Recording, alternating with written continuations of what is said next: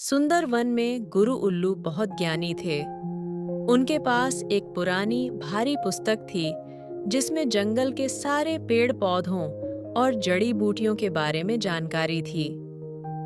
एक दिन एक तेज हवा चली और वह पुस्तक गुरु उल्लू के पेड़ से उड़कर दूर घने पत्तों और झाड़ियों में कहीं जा गिरी। गुरु उल्लू बहुत उदास थे क्योंकि वह पुस्तक उनके लिए बहुत मूल्यवान थी और वे अकेले उसे ढूंढ नहीं सकते थे। शेरू शेर, गोलू बंदर, मोती हाथी, रानी खरगोश, ज्ञानू कछुआ, चिंकी चिड़िया, बेला तितली और चिंकू हिरण ने गुरु उल्लू की परेशानी देखी। उन्होंने तुरंत उनकी मदद करने का फैसला किया। वे सब मिलकर गुरु उल्लू की खोई हुई पुस्तक को ढूंढने निकल पड़े। शेरू शेर ने सबसे पहले उस दिशा का अनुमान लगाया जहां पुस्तक हवा से उड़ी होगी। शेरू शेर ने समूह को उस घने जंगल की ओर ले जाना शुरू किया जहां पुस्तक गिरने की संभावना थी। गोलू बंदर अपनी फुर्ती से पेड़ों पर चढ़ गया। गोलू बंदर ऊंची डालियों से नीचे घने पत्तों के बीच चमकते हुए कवर या पन्नों की तलाश कर रहा था। गोलू बंदर ने उन जगहों पर भी देखा जहां पुस्तक फंस सकती थी।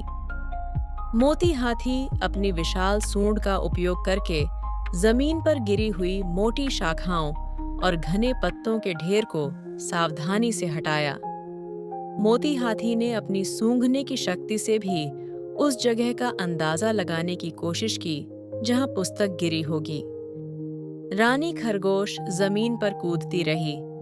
रानी खरगोश ने छोटे छोटे पत्तों और झाड़ियों के बीच ध्यान से देखा। किसी भी अलग दिखने वाली चीज, खासकर किताब के किनारों या पन्नों की तलाश कर रही थी।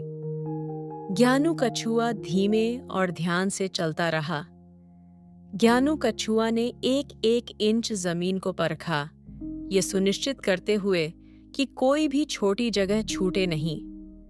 ज्ञानू कछुआ ने नमी या किसी अजीब से निशान को भी देखा जो किताब के गिरने से बना होगा। चिंकी चिड़िया पेड़ों के बीच और झाड़ियों के ऊपर उड़ती रही। चिंकी चिड़िया ऊपर से किसी भी रंगीन कवर या सफेद पन्नों की तलाश कर रही थी जो जंगल की हरियाली में अलग दिखे। चिंकी चिड़िया ने अगर कुछ देखा तो नीचे दोस्तों को बताया। बेला तितली धीरे से हर फूल और पत्ती के पास फड़फड़ाई, बहुत करीब से देखते हुए कि कहीं पुस्तक किसी फूल या पौधे के नीचे छिपी तो नहीं है।